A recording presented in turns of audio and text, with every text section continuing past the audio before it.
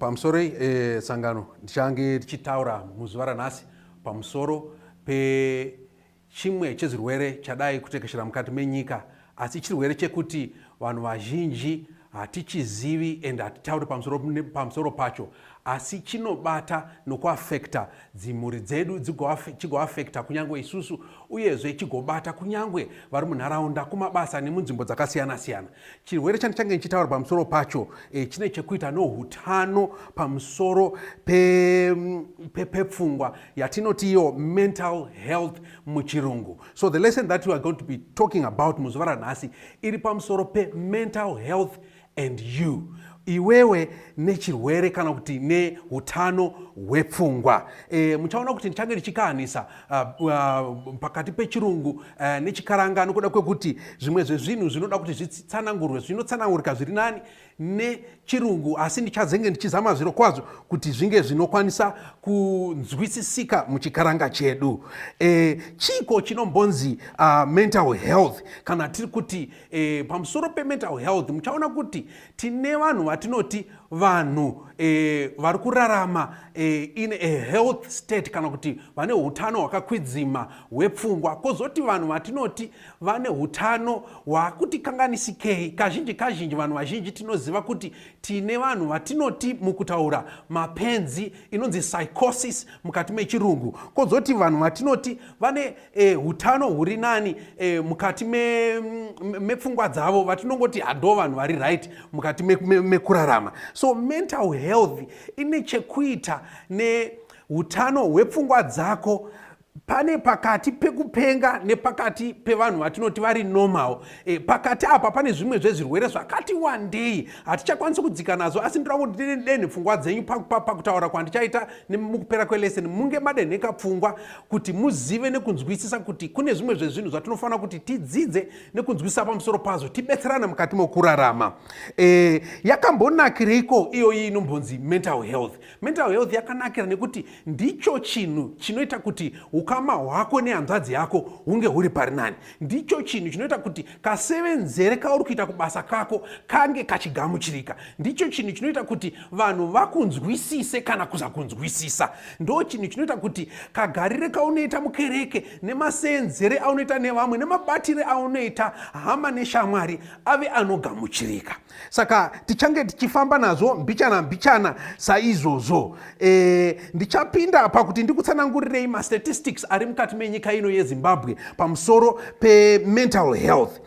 From the Friendship Bench Project, September 2019, Zimbabwe has a population of approximately 13 million people. Chiteererai munzwe, hanzi there is less than one qualified psychiatrist to every 1 million people in Zimbabwe. In other words, tukuti ma-psychiatrist ari muZimbabwe pane one psychiatrist anokwanisa kubetsera 1 million people. In other words, tukuti tine vanhu vashoma. In other words, vana mukoti kana vana chiremba vanokwanisa kubatsira vanhu pamusoro pechirwere chepfungwa vashoma zvakadaro mukati menyika yeZimbabwe.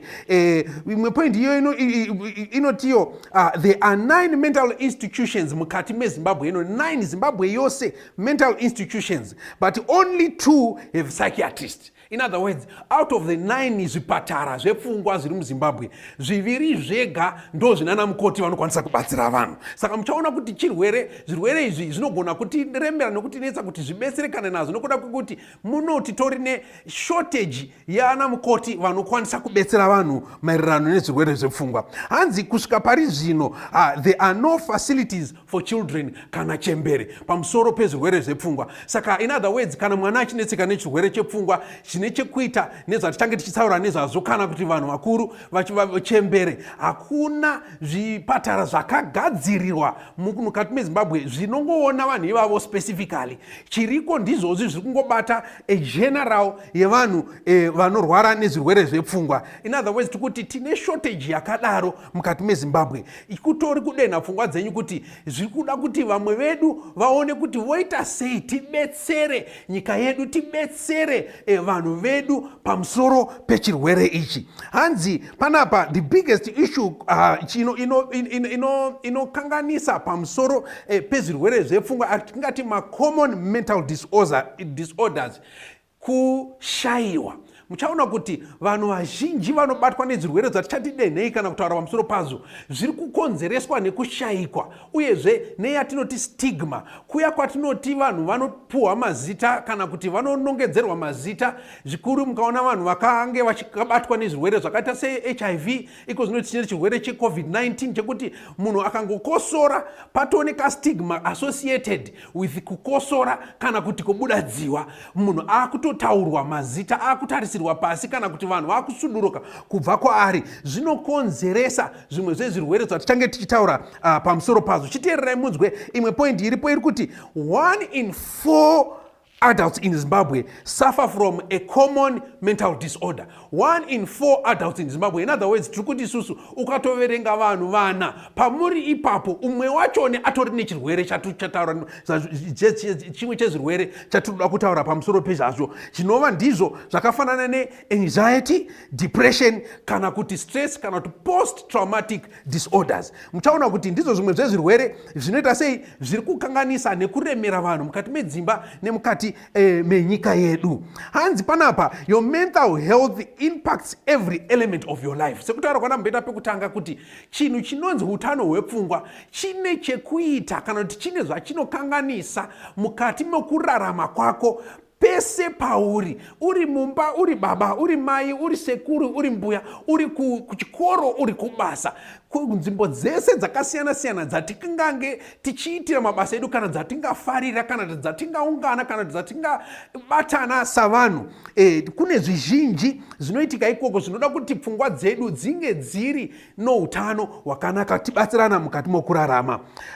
Zvinodaro zvakare kuti mental health also affects your physical health. Muchaona kuti kazhinji vanhu vakabatikana mupfungwa kana nenyama panyama chaipo unomuona nokuuna kana kutoonda chaiko. I'm sure munonzwisisa kuti munhu ari kushushikana mukati mepfungwa dzake zvikuru sei munogona kuzviona nokuonda. Ukatoona mumwe munhu unoti ko chii chiri kumbonetsa, ndakuona kupera, which means kuti pfungwa dzine chekuita zvakare nemwiri wani nemwiri wedu. Chitarirai muone iko zvino tine chirwere chatinacho cheCovid-19, chirwere chekuti vana iko zvino vane nguva vasingaende kuchikoro, vamwe vakatoshayikirwa namabasa, vamwe vane nguva hasi kuziva kuti pachichapera ndichadedzwa here kubasa kana kuti ndichanzi gara kumba zvachose zvandaita nguva ndiri kumba. Vakatoperwa namabasa vachaziva kuti achawanikwepi uyezve achadzoka here mabasa aya kana chirwere ichi chinge chapera. Ndo patiri kutaura kuti panouya zvirwere izvozvo zvakafanana neanxiety, depression nema-stress disorders. Toda kuti tibate zvakare kuti munzwisise zvakare kuti ma-relationships aripo between matambudziko anosanganikwa nawo munyika. Iko zvino tingangotaura pamusoro pe-COVID-19, asi kune matambudziko atinosangana nawo akasiyana-siyana anokonzeresa stress, anokonzeresa zvakare anxiety, anokonzeresa zvakare depression, akafanana nokushayikirwa nomudikani wako.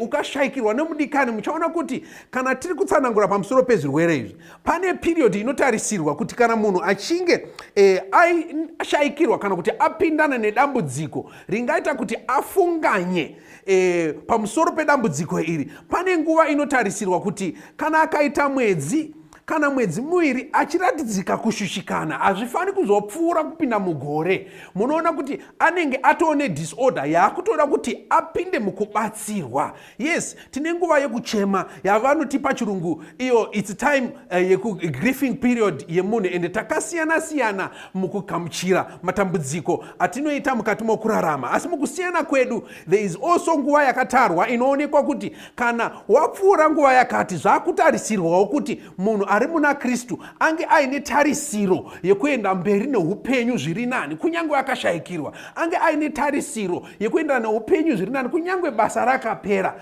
Asi kana zvikapfuura kanguva kakadaro se4 weeks kana kakapfuura ingaita mwedzi inoraudzira, zvinenge zvakuchibata kuti zvakukanganisa iye pachezvake nevari kurarama pedyo naye haachakwanisi kuenda kuchechi. Umwe munhu munoona kuti anotanga kuregedza kuenda kana kufara pabasa, kana kuenda kunotamba zvaaisitamba, kana kutamba nhabvu yaaisifarira. Zvimwe zvizhinji zvaaichifarira haachazvifariri nekuti pfungwa dzake dzakabatwa nezviri kumukanganisa mukati mepfungwa kana zviri kumukanganisa mukati meupenyu. Munhu iyeye anoita sekunge arasikirwa netariro. Saka ndo zvinhu zvaita kuti tibate dzidziso iyi kuti pane zvinhu zvakadaro zvakaita seanxiety zvinoda kuti umwe neumwe wedu aonewo ari pedyo naye kuti haasi kubatikana zvakanyanya kudaro here zvingakanganisa raramo yedu tose mukati memba ino, kana kuti zvingakanganisa raramo yedu mukati mekereke, kana kuti zvingakanganisa basa redu ratiri kuda kuti tisevenze pariri, kana kuti zvingakanganisa ukama hwedu nehama dzedu, kuti kana asvika pachidanho chakadaro titore matanho ekuti tikwanise kubatsira munhu akaita seiyeye. Tataura kuti pane anxiety, pane depression inogona kutoita kuti vamwe vanhu vasvike mukuzvisungirira. Regai ndikutaurirei chimwe chinhu chakaita kuti Judas Iscariot atozvisungirira mukati meshoko raMwari inyaya yekuti akanga atoone depression yezvaakanga aita. So dzimweni dzenguva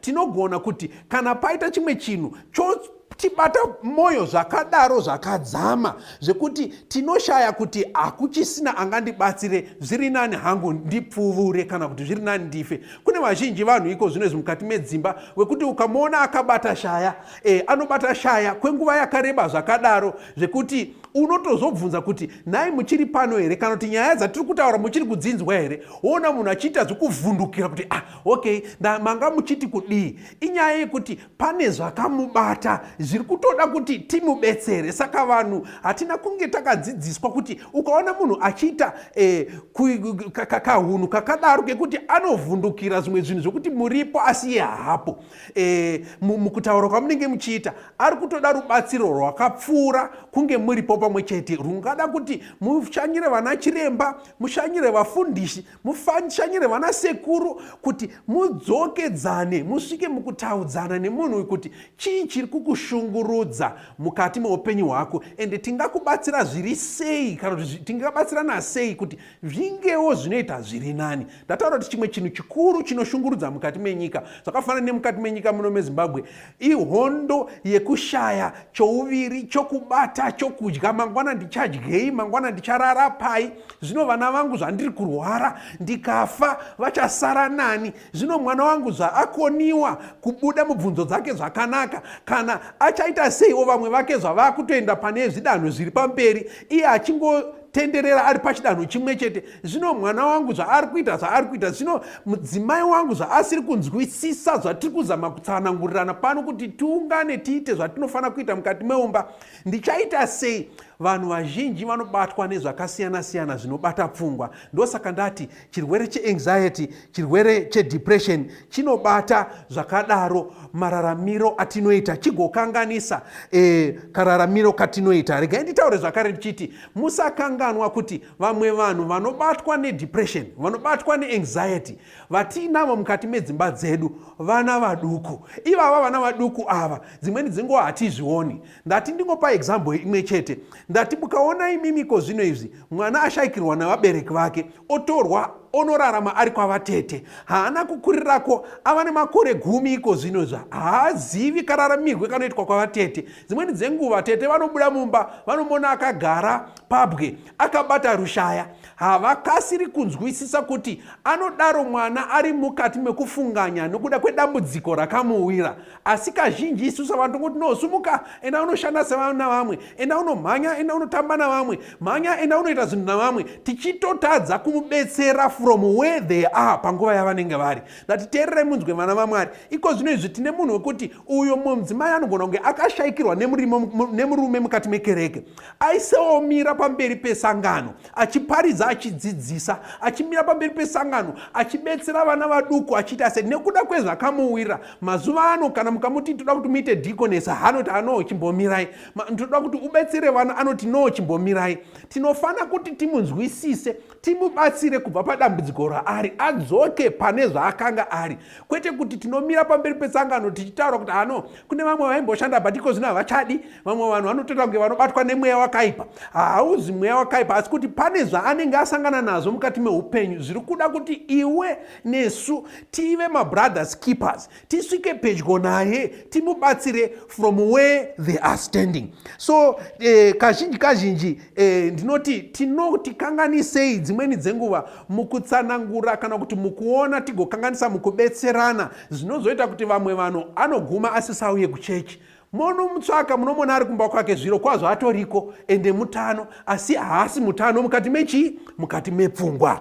Ndo zvinenge zvichiitika. Madhivorce anokanganisa zvakare. Unoona mumwe munhu akutodzokera mashure kunyange mukutenda, kana kubasa anotonzwa kuti kana nekubasa kwacho ndichaenderei nekuti chinhu chandairaramira hachisisipo. Kurwara chaiko tino zvirwere zvakawanda, zvimwe atinoti machronic illnesses akafanana nana BP, kurwara nemwoyo, umwe pamwe akati accident akagurwa makumbo ese, umwe akati accident akakanganisika chiso chake nechimiro chake. Zvinotora nguva yakareba kuti munhu agamuchire condition yaari, asi mukunguva yacho yakareba yomunoda kana achigara aine hama dzinomubetsera kuti akwanise kunge achigara zvakanaka nekukwanisa kubuda mudambudziko rake asimbe, agova munhu akasimba zvakare munani, muna Kristu, kana kuti mukurarama pamwe chete nehama. Umwe ndiye anoti inini kumapati handichaita sei, handichaende. Pane zvakaitika paakamboenda kupati rimwe gore, asi haasati asvika panguva yekuti angakutsanangurirei, munzwisisei paari. Umwe anoti kumagungano emhuri chaiwo, inini chimbomirai mazuva ano, handisikuita sei handiendi, kana muchida mari ndinogona kukupai hangu mari mokwanisa kuenda zvenyu, asi inini mbomirai ndisiyei hangu, kana motokari yangu ndogona kukupai. Toda kuti tikwanise munhu ari ane chirwere chakafanana neichocho zvinana depression, anxiety problems, kana kuti stress yakakonzereswa nezvaakasangana nazvo mukati mokurarama, zvatingadaro tisati taona kana tisina kunzwisisa, zvaakuda vepedyo kuti vakwanise kugara naye vagonzwisisa paari. Manzwisisa paari, tigokumbira musiki mukunamata nemukutaurirana akwanise kukura nokubuda muchirwere chaari. Chirwere ichi kazhinji zvakafanana nemamental illnesses, zvizhinji zvacho ndozvamunozonzwa munhu achinzi ari kutora mishonga yema-antidepressants, ari kutora mishonga yekuti asafunganye kana kuti asahalusinate. Umwe anototafange anorotomoka achiita sei achifamba.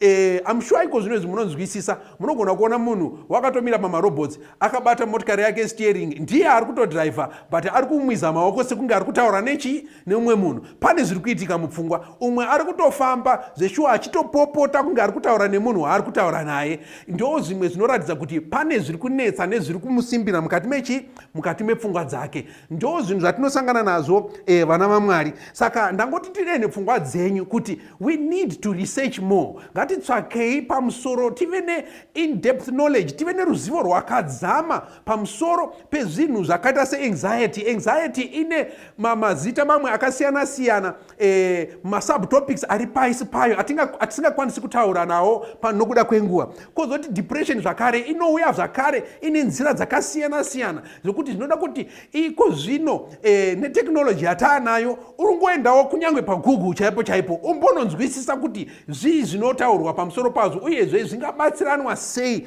kana tiri vanhu tiri kurarama mukati meimba. Mukuguma ndichangotaura hangu kuti pamusoro pemental health zvii zvinotarisirwa kuti vanhu vaite. Hanzi maintain health relationships. Ngatigarei takabata ukama hwakanaka pakati pehama. Ngatidyei zvakare zvinhu zvino utano zvinotibetsera zvakare pamental health yake. Ngativei nekuzorora, rest yakanaka. Let's have rest yakanaka, sekutaura kwakaita Mwari kuti tinofana kusevenza 6 days of the week. On the 7th day we also should rest. Even in the 6 days hazvina kuti tichisevenza kusvika na 12 o'clock midnight. Unozororawo 8 hours dzokurara, zvinokupa nguva yakanaka yekuti utano hwepfungwa dzako hunge huri pari nani. Ngatigarei tine tarisiro is another point point, look on the bright side of things. Zvinhu zvakaoma zvichirema, asi ngatingoti Jehovha uriko uyezve unani uyezve unesu. Uchasvika panguva yaachatiraura mukati mehondo nematambudziko atiinawo. Hanzi ngatitendei pazvishoma zvatiinazvo, tigamuchire sometimes situation atiina kuti Mwari ndinotenda nezvamakandipa, ndinotenda kuti muchandipa zvingapfuura izvozvo panguva yakafanira nokutara kwenyu. Hanzi ngatiregei kutya kutaura pamusoro pedambudziko redu. Ndo kazhinji vanhu vatema tine dambudziko, navanhu vaMwari tine dambudziko kunyange mumakereke, kuti tinenge tichishushikana nokushungurudzika mukati mehana dzedu, asi hakuna vanoda kubuda pachena kunotaura navamwe kuti shamwari ndino dambudziko rakati, ndinokumbirawo kuti undibetsere, ndine zvinhu zvinondishungurudza mukati meupenyu hwangu. Let's be open, tikwanise kutaurirane. Hanzi nevarungu, a problem shared is a problem half solved. Ngatinamatei nguva dzose kuna Mwari wedu akataura iye mukati meshoko raMwari kuti uyai imi mose makaita sei, makaneta makaremerwa, ndichakupai zororo. Paaitaura kuti ndokupai zororo, rakanga risingori zororo chete repanyama, asi kuti Kristu unotipa zvakare kunyange kugadzikana nezororo repai nezororo repapfungwa. Hanzi I have not given you the spirit of fear, but that spirit of power, love and a sound mind. Kuti tinge tine pfungwa dzakagadzikana. Haana kutipa mweya wokutya. Mwari wedu akatipa mweya wekuti tinge tine pfungwa dzakagadzikana, dzakarongeka, uyezve dzine tarisiro yezvakanaka zvichauya mberi. Ndinoti naiwayo, dai Mwari vangakuitirai zvakanaka.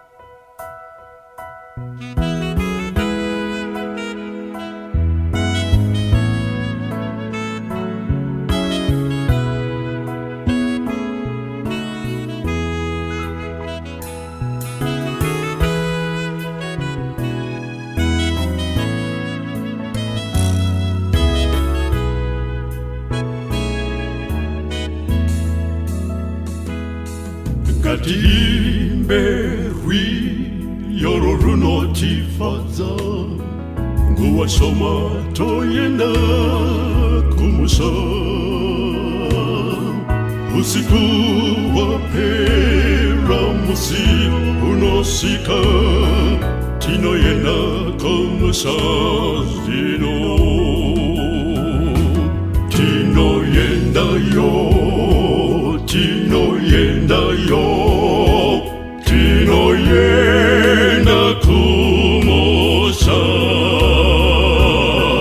Tichasangana madambudzo apera,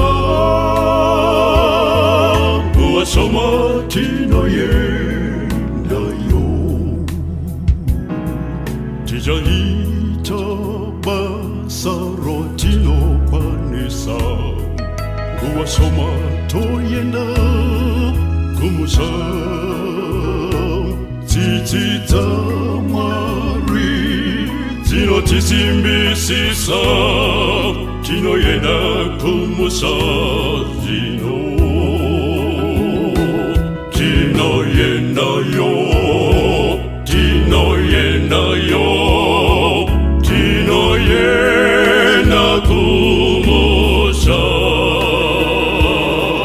Tichasangana madambudzo apera, nguva shoma tinoyendayo. Tichafamba munzira dzisine namo, nguva shoma toyenda kumusha. Moyo yese nowane kufarira, tinoyenda kumusha zvino. Tinoyendayo, tinoyendayo, tinoyenda kumusha. Tinosangana madambudzo apera, nguva shoma tinoyendayo. Tichazorora